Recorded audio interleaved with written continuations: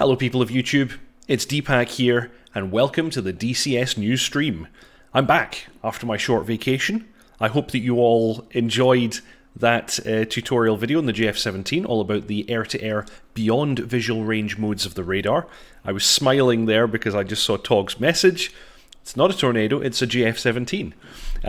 Welcome Tog, welcome Byron, very nice to have you all aboard, and it's nice to be back.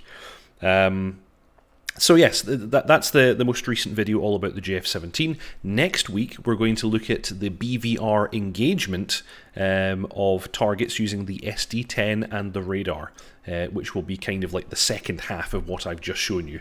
I've shown you how to manage your targets. Next I will show you how to turn them into glittering pieces of aluminium floating down from the sky. So yes, but let's get on to the more exciting part. Without any further ado, dotChuckles, welcome to the stream.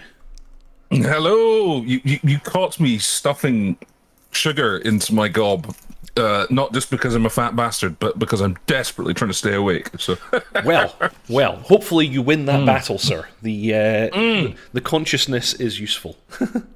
The man, the myth, the legend. Yeah. Otherwise, the second end of this stream is just going to be... Yes, exactly. Just drifting forwards. Apache. Yeah. Yes, indeed. So, welcome. The slight kind of break between last time and now, and funnily enough, I did see you. You did. We had dinner. We had dinner, and it was splendid. It was splendid, and there was booze, and there was much drunkenation, and yes, indeed. much hangover.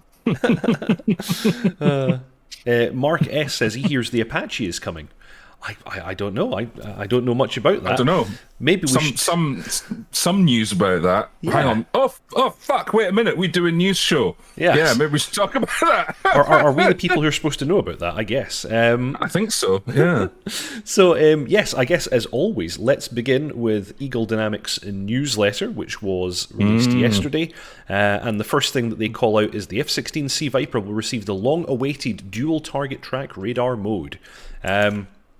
I've got to say, I in Falcon 4, I never used that mode ever. Yeah.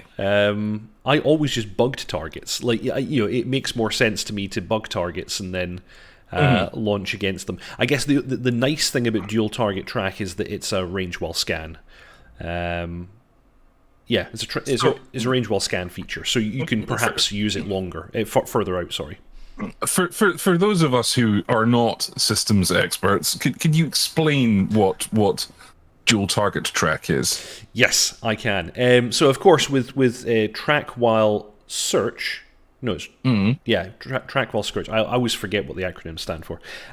You're basically building up track files for all of your targets, and you have the opportunity to bug them, which really just sets them as a priority. And targets which are bugged have enough target resolution in order to achieve an AIM-120 launch. When you're in RWS, you lock a target. You basically select it and put it straight into single target track.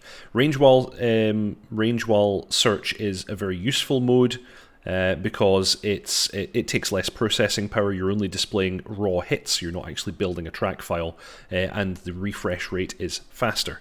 In dual target track mode, you basically tell the radar to scan the volume that you've given it in normal RWS, but also to always scan 2 additional targets, and they can be outside of the scan volume. So the head will do this, and then and then this, and then on each scan. So it does a scan and does 2 jumps.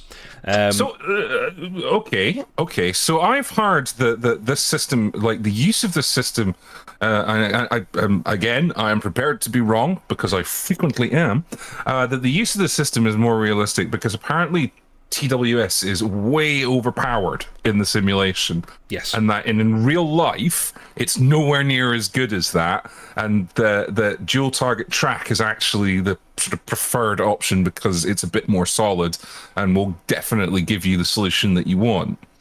That is actually my understanding, yes. TWS has always been overrepresented in flight simulations. In real life, TWS actually often has quite a hard time building these track files, because in order to build the track files, it needs to recognize that multiple returns are in fact the same aircraft, and that's quite a feat, especially if you're maneuvering or you're in a look down configuration, or the closure rate is not very good. So do we think then that this might be the impending nerf of TWS? I don't know, because I have to say that the TWS in DCS is already less effective than the one in Falcon 4. In Falcon 4, it's basically God mode. Whereas DCS, Eagle seem to have made at least some attempt at simulating it, that it's not perfect. I've had many engagements where I've been unable to use TWS at all, simply because the closure rate was too low, the aspect was kind of funny. So they have simulated some of its failings, although I understand that in the sim it is still too good a little bit.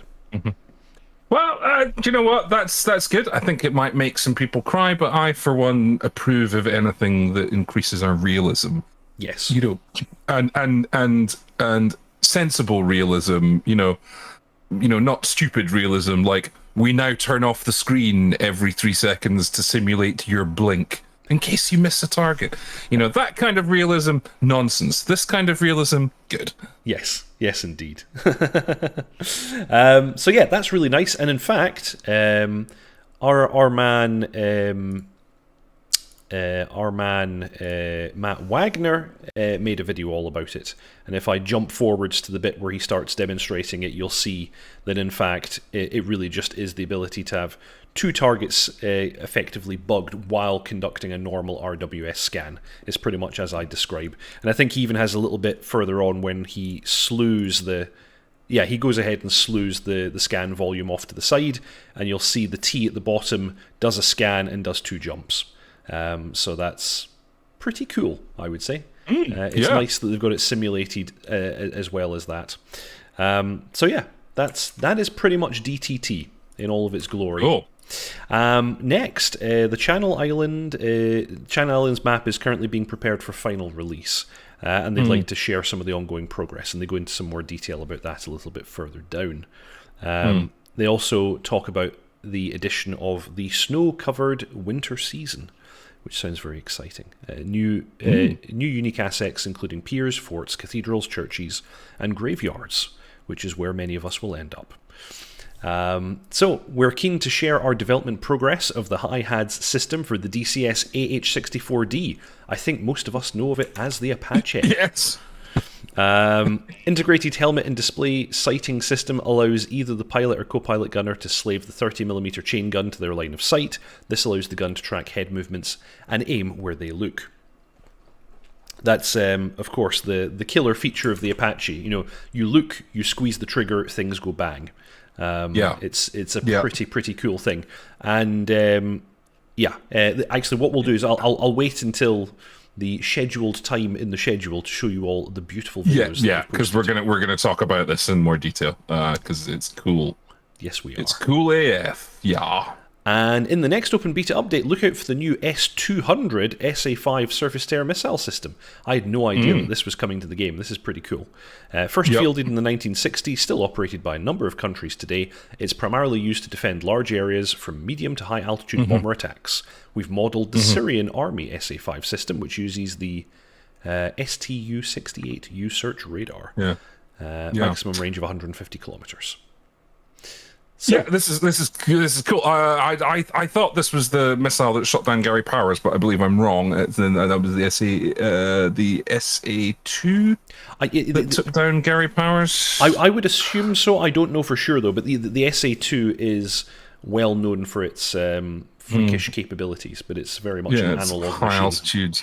Yeah. But this is cool. It's good to see more variety of surface-to-air missile systems out there. Because, for a while it was basically, it was Book or Cub and that was it. Yes. No, we're seeing some extra cool stuff there. And then continuing on through the newsletter, we have the channel, they're getting some unique assets. And I'm not going to read out all of these, but it's basically a bunch of churches for the most part. So if you want to fly over churches, then this is your opportunity. We've adjusted the minimum and maximum temperature values in the seasons.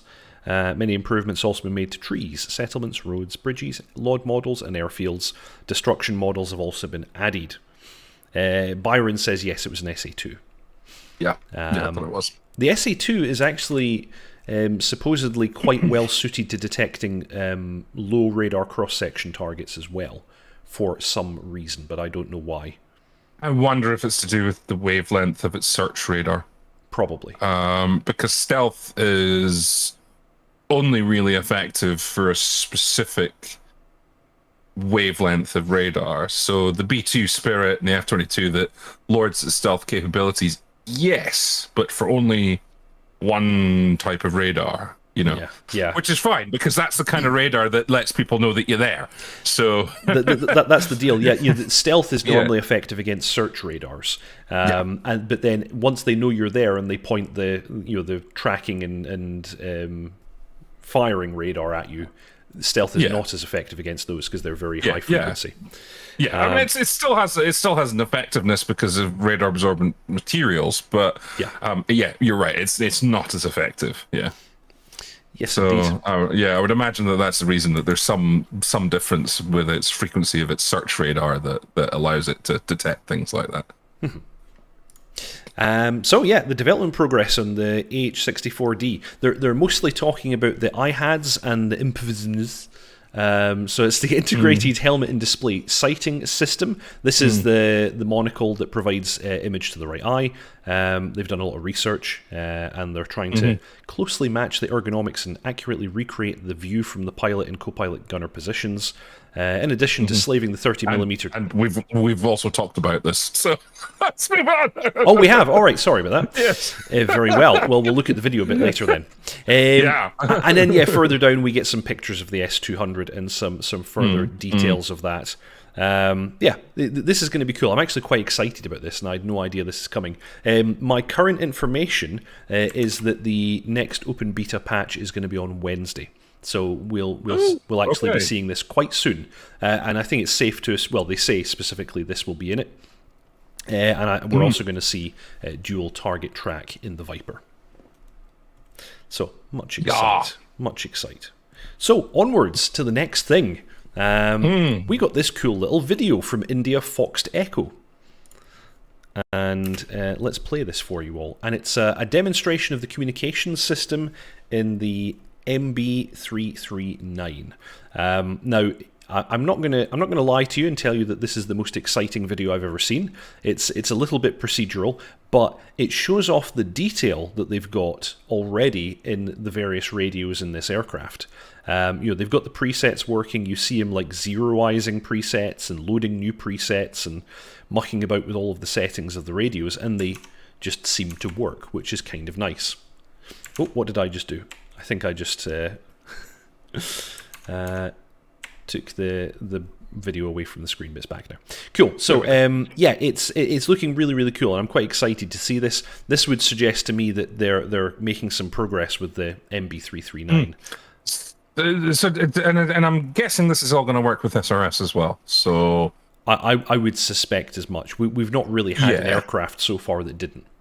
Yeah, it does seem to be sort of quite well embraced. No, I mean that kind of level of detail in comms is, I appreciate that, because if you're trying to head towards realism and realistic procedures, it's pretty essential. Yes, and look at the detail in that cockpit. I think it's looking pretty nice. Yeah, I mean, it's a nice quirky little jet. It's probably wouldn't be my main whip, but it's sexy. Yes, absolutely. So check this out. It's on Giuseppe Didiano's channel. If you do a search for the MB339 communication system preview, you'll see that one. Cool. Next one that we have on our list is possible new FLIR rework in DCS in progress? ? And this is actually what's his name again? Ralphie. I forget his name. Yeah, Ralphie dude was posting this. He's been clearly poking around in the model viewer. This is cool as fuck. Yes, indeed. And it's obvious why it's coming because we have Apache coming down the road, which of course we're going to talk about later on in the stream. But this like DCS has been screaming out for a realistic IR modeling because at the minute it's just it's a filter over the camera. It's so. Yes. This is really cool. And we played with this. You can go into the model viewer right now and fiddle with this. And you can change the slider and like different parts of the vehicle get hotter. And you said in the BMP that you saw the ground, like it had a texture for the ground getting hotter. So if you've got a vehicle sitting on the ground running its engine, and then it moves, it leaves like a footprint of where it was. So I'm not actually sure that it does that, but I think it definitely does. It illuminates the ground while the vehicle is stationary. I don't have any evidence that it does actually leave anything. So this is totally awesome. Now, at the minute, from our exploration, it looks like only the ground vehicles are really implemented. We did notice some textures for some aircraft, but they weren't dynamic. Yes. Like you like if you changed the arguments, it didn't do anything. But the vehicles definitely, stuff heated up, and this is going to be super, super cool. And actually, I noticed for a split second in the video that we're going to talk about in a while, which is the proper Apache teaser, you can see this working. And you can see vehicles like standing out properly. Mark S says the thermal signature from discarded vodka bottles and cigarette butts will be present after the BMP drives away. Yeah. Yes, quite possibly. Many blinn wrappers lying on the ground. But yeah, as you say, I fired up the model viewer, and you can see this right now in the current version of the game. So they're clearly getting ready for this. Ooh. Yeah. Ooh. Thank you very much, Mr. Frantic Stone. That's very, very kind of you. He's just donated some monies. Ooh, monies. Nice. So yeah, you were talking about that teaser video. That is actually the next thing that I'm going to show. So let's see that in action. And I hope that you've all already seen this. I think it looks absolutely fantastic. A lot of nice detail in the rotor head, which you always have to have for a helihopper, and the cockpit is looking fantastic. Yeah, this is... Oh, I need a moment. I really need a moment. Are you having a crisis, sir? I am. So there's a shot coming up really shortly that is going to show... There you go. There you go. Right, okay, so it's a split second, but you can see properly hot vehicles on the road. Dunk, dunk, dunk. Hello. I'm in. Yeah. Yeah, it's looking rather nice. So beyond excited for that. Beyond excited. Pretty short video. It is just a teaser after all, but looking very, very nice indeed. And I'm ready for that. My body is ready. Yes, absolutely. It's hard to judge because we've not really seen any systems usage there. How close we are, because some people are saying this is looking really ready and all this kind of stuff. And I think in pre-show before we came on air, you were saying, look, this, and they said Q3, and I think it's really close. I'm not sure. I think it might be a little while because we've not really seen much system stuff at all, and we've not seen Matt Wagner making videos about here's how to employ the fire control radar, here's how to do this, here's how to do that. All we've had is a video about IADS, which we're going to talk about in a moment. We've not had that sort of quite deep, we've not had the startup video. No. So, I get a feeling that, they've got the modeling, nailed, they've got the texturing looking really good. They've got all the animation done. They've maybe even got the flight dynamics done, but I think the system stuff might still be in progress just because we've not seen any of it. And of course, in the case of the Apache, there are a lot of systems. It's a complex machine. Yeah. Yeah, it's pages for days. Pages for days. Yeah. You know, I think we're a little ways off. Chat, David Fleet is asking, what are they planning for single player in the Apache? Don't know. I have not heard very much. What I do know is that Matt Wagner had a really good interview with Cosmo TV, which I urge you to go and check out, and go and check his channel out as well, where they did kind of touch on it, and that they are going to do something, but what it is, I don't know. But bear in mind, with the Apache, you can fly it from both the front or the rear cockpit, which was a new discovery for me. I didn't quite realize just how interoperable it was.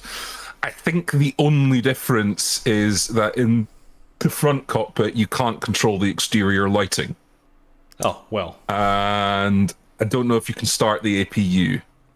I think that's the other one. So, you know, you can fight it from the front and the back.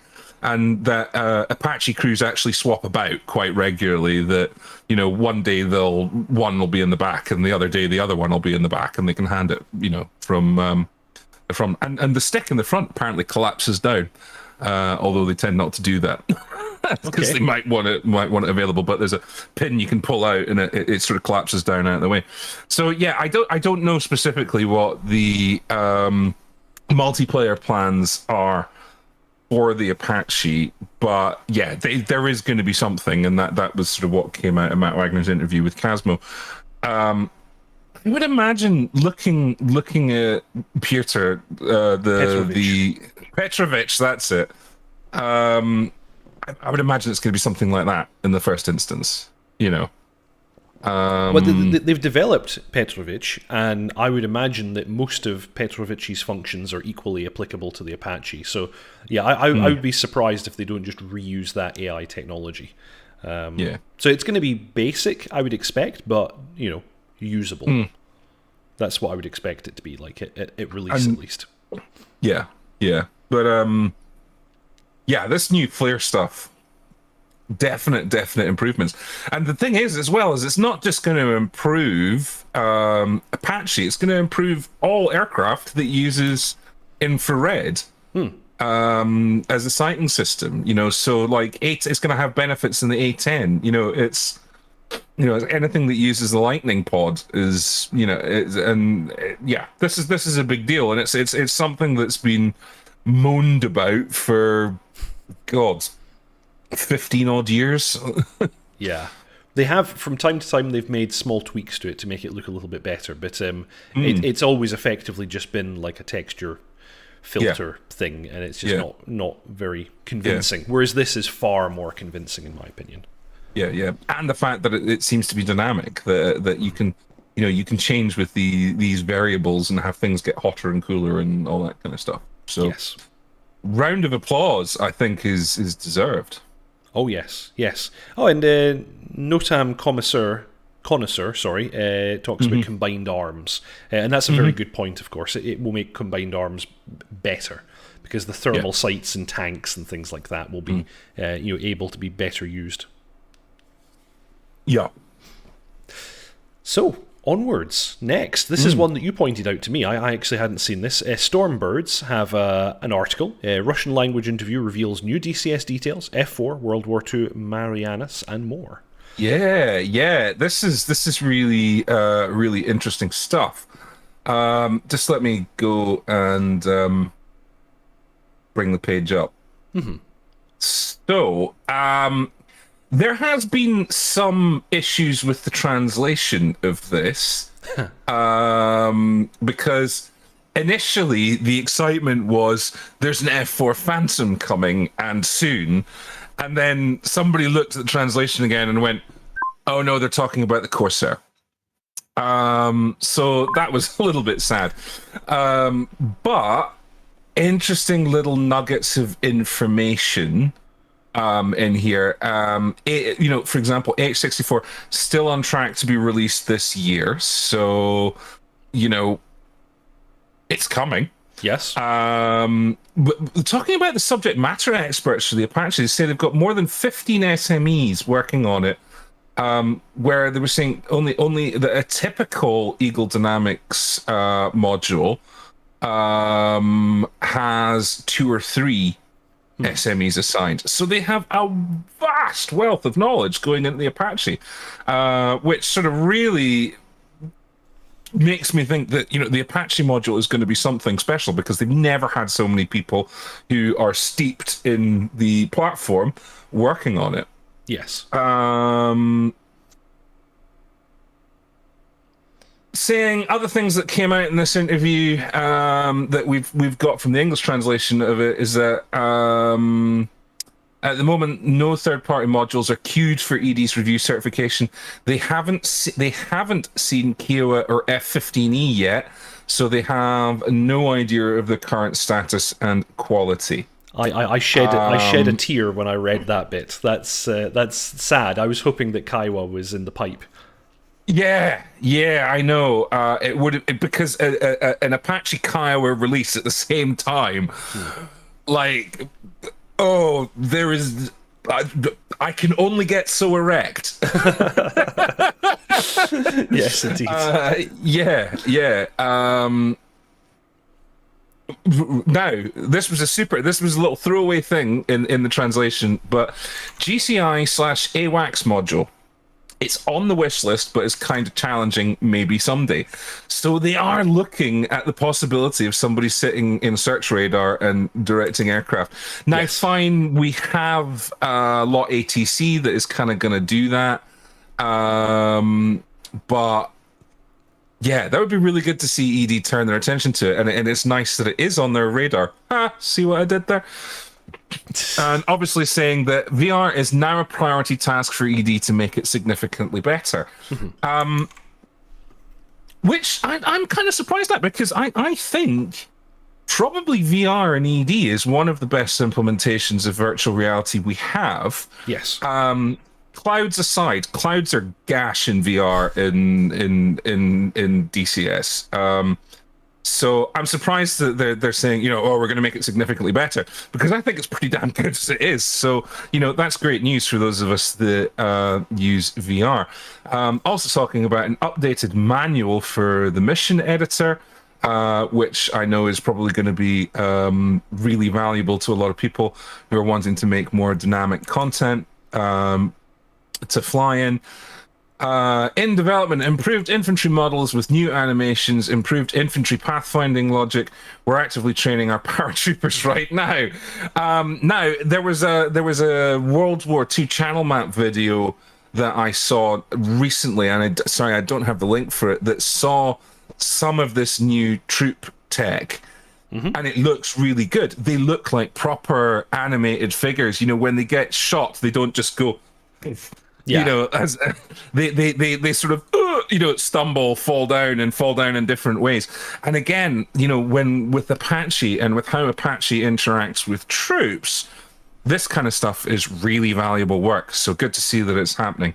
Does it look like they're motion capturing like they did for the supercarrier? It does. People? It looks exactly like that. Nice. So they've clearly created some new rigging, some like IK rigging in the models that, you know, make them actually look like human beings and not cardboard cutouts. So again, with the close interaction between the Apache and troops, you know, it's all a nexus of cool technology coming together around the Apache release. Talking about the World War II Mariana SMAP, they're saying that the World War II version of this is going to be a standalone and not as a time layer, which is what we initially thought. Appropriate vehicles, ships, and planes to be released for the 1944 Mariana Zero fighter. Anyone, do we think? Maybe? That would be nice, and that would be what people are expecting to see. Yeah. Another little gem here, the devs are still committed to making the full fidelity MiG-29 once the Black Shark 3 is released, which that is super exciting. Yes. Dynamic campaign. So yeah, more. I mean, this Russian interview is crazy. They've just talked so much stuff that they haven't talked about for ages. But dynamic campaign initial release will be limited to single player. Yes, yeah, I saw that. Yeah, Yeah. I also like the comment. We're big fans of Falcon BMS. Yeah. So what they're saying is dynamic campaign. The initial release will be limited to single player. Multiplayer mode will be added later. And we're big fans of Falcon BMS. So they're acknowledging their heritage. Yes. Yeah, all right. A little bit sad. It would be nice to see the dynamic campaign being multiplayer compatible. But do you know what? I'll take it. And then they're sort of talking stuff about missiles and things like that. But yeah, that is a big dump of information about stuff coming for DCS, and big things there. I mean, dynamic campaign and improvements to VR and troops and, a MiG-29. So, yeah, it's a shame in the English-speaking world we didn't get to hear the interview ourselves and are relying on the translation, which is why we had the holy shit, the Phantom is coming. No, it's the F4 Corsair. Yeah. Although there has been some editorial going on here that Stormbirds is reckoning. The F4 Phantom has long been sought after, and apparently Belsim Tech was initially starting work on an F4E Phantom 2 before it was reabsorbed back into Eagle Dynamics. So the team members have probably started working on other projects, but undoubtedly that knowledge and work has not been lost. And it sounds like maybe one of Eagle Dynamics' next projects. Details are scant, but after a couple of years of community managers, Nine Line and Big New reporting that there was no movement on the F4. So programmers are busy, but yeah, the F4 is kind of there around, but it may be a third party. Apparently there was an update. A comment from community manager Big New suggests that Eagle Dynamics are not doing the F4. So this is now a contradiction of what went earlier in the article, and that the translation is not wholly accurate. This can be an issue when jumping between languages. This news may not be all that bad, as it may be a third party is tackling the project and has not yet gone public.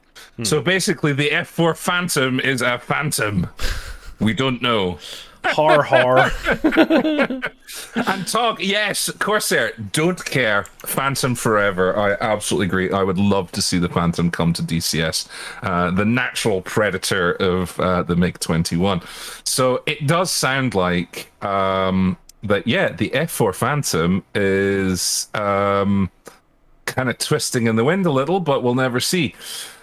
We shall see. Apparently, there's also comments in this interview about a cargo aircraft. That's right. Yeah, the ED are doing a cargo, or about to do a cargo aircraft that they'd thought about it and had initially thought, no, we don't want cargo aircrafts in DCS, but now they've changed their mind. It's going to be a World War II type, so we can pretty much guarantee it's going to be the C-47. Like, yeah, we're getting the DC-3. There we go. We've called it.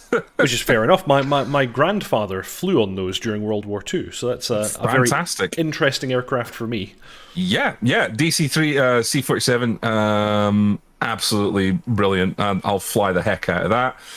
They also talked about the Apache Infantry. Again, this is what we were mentioning, this new tech, around infantry troops and FLRAA, and how there's going to be this close interaction with the Apache. Yeah, there's not any delays anticipated at the moment. And yeah, generally the editorial opinion is that due to the upbeat nature of this comment, it suggests that this project is moving along well. So there we go. Very nice. Byron commenting that his grandfather also flew on these aircraft in Burma, which is in fact where my grandfather was stationed. So that's, they were maybe stationed at the same time. they would have been, yes, most likely. Yeah, wow. So yeah, my grandfather was also in Burma. Yeah, so that's a ton of information that has come out in this. It was an interview with like the extended team, basically, in Russian. And yeah, we have the translation of it. So thank you very much to stormbirds.blog for breaking that and giving us a translation. And go visit Stormbirds if you want to read some more detail on that. Very good source of flight sim news. Yeah. Coming next. Dun dun dun.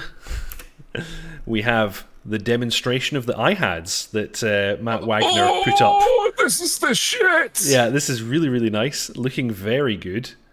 Yeah, it's really, really nice. I love the way that there's like a slight delay to the positioning of the symbols, which feels very realistic. And it's something that they had in the A10 and Viper and F-18 implementations of helmet-mounted sights. I think they've done a really good job of this. It has just the right amount of latency. And there's the boom boom. Point your head, pull the trigger, things go boom. Being naughty in thine sight shall snuff it. Is basically what that is. You know, you look at it and you smite it. Yes, indeed. That's how it works. So really, really nice video, that one. I'm just going to play it one more time because it is a rather short one. Yeah, it's looking very nice, I think. And, of course, there will also be the MPNV... Oh, I can't even say it. Anyway, the pilot sight, because basically the nose of the aircraft has two separate sighting systems, and one of them is basically a kind of day sight and flare sight for the pilot. The other one is the targeting system, which I believe this one we're seeing here is just the targeting system symbology. But both are available in both seats, so that's kind of cool. Yeah, and Fair FM, just saying, not liking the reticule visuals. You're not the only one. We'll come back to that in a moment because there's another video that we're going to talk about. But yeah, it's cool. The system is cool. Look at something and it goes away. Yeah, yes, I like it. And then you drew my attention to this really good video by Cosmo, where he talks all about the iHads and how it works in the real helicopter. And for those of you who, like me, did not know in detail exactly how it worked and what it looks like, he adds some very, very nice detail. It's just a short video, well worth a look. And he's referencing, of course, Matt Wagner's video on the subject and telling us what it's like in the real world. And he as well didn't like the representation of the iHads of the glass, because he said we bring up Cosmo TV a lot, but he was an Apache pilot. He was on the E model, and he said that you actually don't really see that. That's not how it presents. It's like wearing sunglasses. You kind of, your brain just tunes it out. You tend to not notice that you're wearing it. So he understood why it's there, and he sort of appreciates that they're trying to give an indication of it. But yeah, he wasn't a fan either. He didn't feel that sort of realistically was how it was, his experience of wearing it was put across. But yeah, he brought out some really interesting insight into the different modes that the iAds has. It has your hover mode, it has your transition mode, your cruise mode, and your bob up mode. And he basically said that you basically never use the cruise mode, like nobody ever used it, and it was between your hover and your transition modes. So that's cruise mode that we're seeing right there with your pitch bars. He said it sometimes got used if you were flying on instruments, which he said they rarely did. But things like bob-up mode, which puts a stabilized point on the ground from where you activate it, he said that they did use that quite a bit because when you activate it and when it goes off screen, I think he said it was like 45 feet. So like you could activate it and then you knew you were 45 feet clear of an obstacle when it disappeared off the display. So that's how they would use it, that if they were coming into a confined space, when you got over the object, you hit your reference point, waited for it to go off the screen, hit it again, and then you knew you were 90 feet away from it and you were definitely clear. So that's how they tended to use that. So he said you're going to spend most of your time flying in transition mode. That's what sort of 95% of the time an Apache pilot uses. So really good, interesting details coming out. What I love is that you can see where your CPG is looking. You know, Yes. you can see that the hatched crosshair is where your co-pilot is looking. So, and there's two little dots on the center cross, on the center cross. So if you have selected the source, to be your CPG, if your CPG says, hey, look at that, all you need to do is follow the dots, and you are now looking at where your co-pilot gunner is looking. So I think this is going to be so much fun in multiplayer. Apache is just built for multiplayer, multi-crew action. Yes. Like, it's this is just so damn excited. Well, I think I see need more beer. I see Apache multi-crew in our future dotChuckles. God, yes, it's my only future. Yes. It is my only future. So yeah, go watch Casmo's video about it. He explains it. He's got a whole series of stuff. He dissects some real footage in one of his videos using the Yeah, that classic scene. Yeah, he dissects some footage from night vision, and explains everything that's going on with the symbology. So it's well worth watching.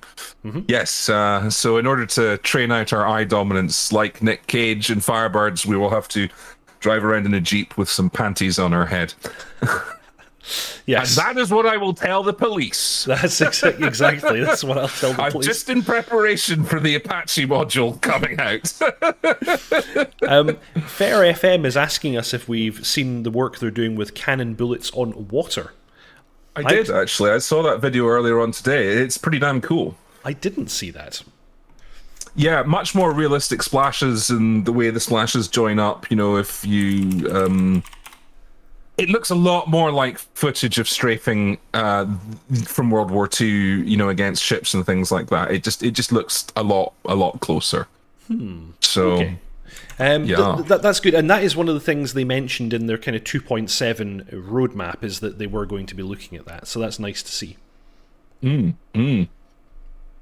Yeah. So generally, just lots of nice little tweaks and things like that. But like, just everything seems to be heading towards Apache being an amazing release with the new FLIR technology, the new troop animations. Yeah, it's good stuff, man. It's good stuff. Yes. It's a good time to be a rotor pilot right now. Oh, yeah. I've actually not done any helicopter flying recently, but I know that chat is demanding some Hind videos, which is probably what I will take a look at after the JF-17. So I'm going to have to learn how to fly rotor again. I'm about to put a monster order with Verpil in, so yeah, I'm getting ready for rotary. I just got my pedals, my Verpil pedals, which I'm very happy with. It's one of the things I'm ordering. Yeah, they have improved my my vertical landing and vertical takeoffs in the Harrier quite a bit. Yeah, Tog is shouting for the Hind. Welcome, Stieglitz and Things with Wings. Evening. So that's all the news that we have for today.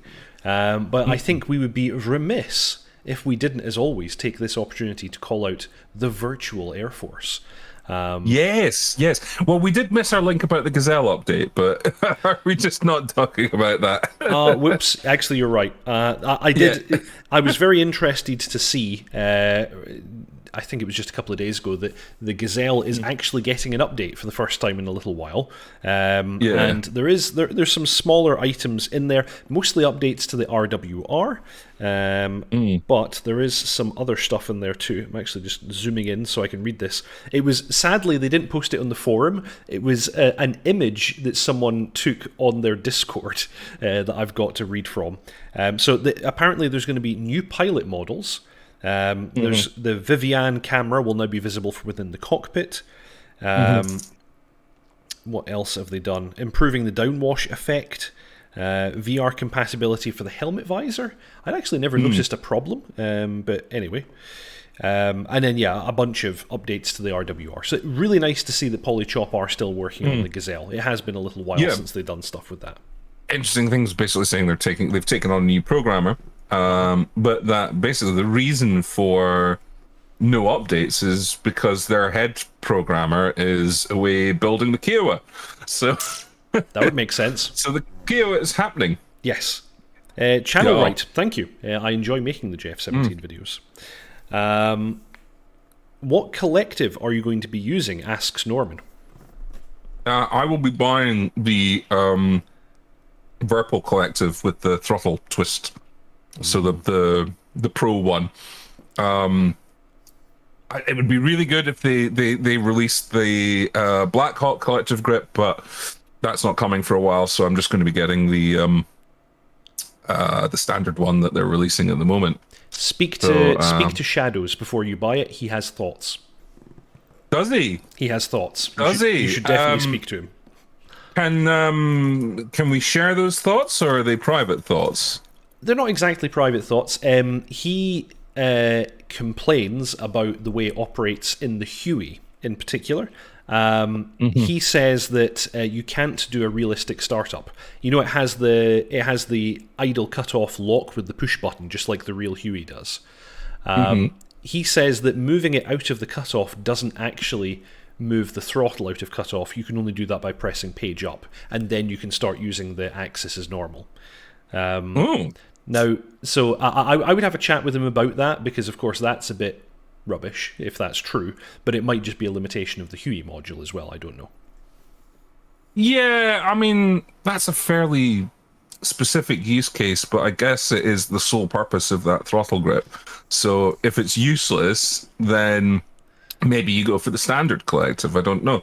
That was his suggestion. He said just buy the normal one because the pushy button thing doesn't work. But I don't know if that's a bug. I don't know if that's a problem with his unit. I think further discussion would be necessary to get to the bottom of it.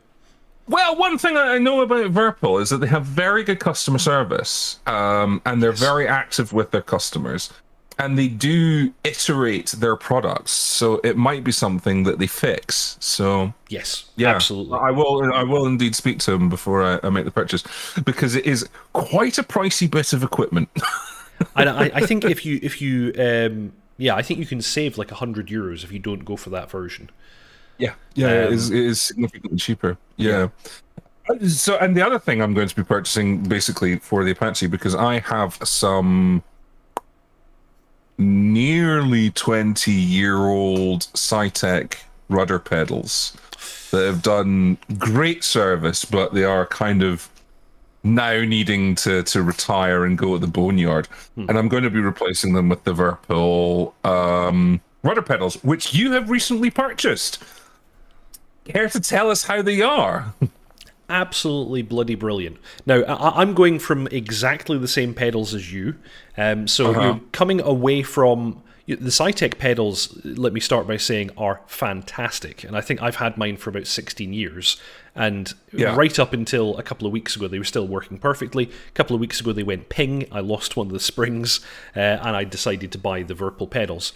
Absolutely no flex in them. They're rock solid. The entire thing is steel construction.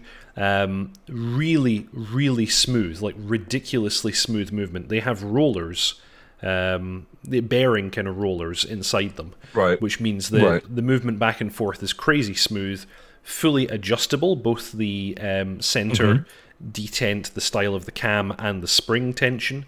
And you can even actually adjust how much movement you have in the toe brakes. I've left mine standard, but you can actually increase the movement in them and do various other stuff with them. Build quality is impeccable. They're very, very heavy. Yeah. How do you find the actuation pressure on them? Is the springs quite strong? Because I see in chat somebody was saying that they got the Thrustmaster Pendulum Rudders, which I am very tempted by. They are catastrophically expensive, but they look the mutts. and they are basically, it's like somebody went into an F-16 and ripped the unit out and stuck it under your desk and jammed a USB in it. So Yes. I would absolutely, like that is a high contender. But one thing I've heard about them is that they're very heavy. The like, Well, the actual pressure to activate the them. actual pressure to activate them is very heavy. Well, So it'd be interesting to hear about that, especially if I'm going to spend quite a bit of time especially if I'm going to spend quite a bit of time in rotary wing, where you're going to have your right foot down a lot. that's the lightest spring. Right. Okay. So it's not heavy at all. No, and you have two other spring configurations to choose from. So this is the lightest. You can go for a medium, and then there's a heavy. So this is as light as it goes, and you can see that it's really light. I might actually make it slightly heavier than this, but that's the default. Yeah, because obviously when you're in a helicopter, my understanding is that when you set your anti-torque pedal, there's no, there is no self-centering. It just stays where you put it. So, you don't have that issue of, now I've got to have constant pressure applied on the rudder because, they don't, in a helicopter, they don't self-center. It's like, yes, it's dampened hydraulically, but that's it. So the only thing that would put me off the TPS, the Thrustmaster ones, is that if they have this really heavy spring, which would be great for fixed wing and feel very, very realistic, I worry when you get into a helicopter that you're going to end up with a cramped leg because you've got to constantly be holding that in. Yes. Which is why I think I'm going to go for the Verpal stuff. One of the reasons why I've left this lightest spring in mine is that I'm thinking about flying helicopters soon as well. And the thing is, it's fine for fixed wing to have it this light. It's just slightly bothersome that it's maybe slightly too light, but I can live with it for now. And it's actually possible to remove the spring and remove the cams, and then I don't know what it would feel like. So that might be worth trying out for helicopter flying, because then they're just going to be completely loose. I guess then you could put some kind of a hydraulic buffer on them or some other mechanism, because the nice thing about these, along with many of the other high-end rudder pedals, is that the entire mechanism is external, so you could kind of attach any springs you want to it, and you could even make your own cams if you wanted.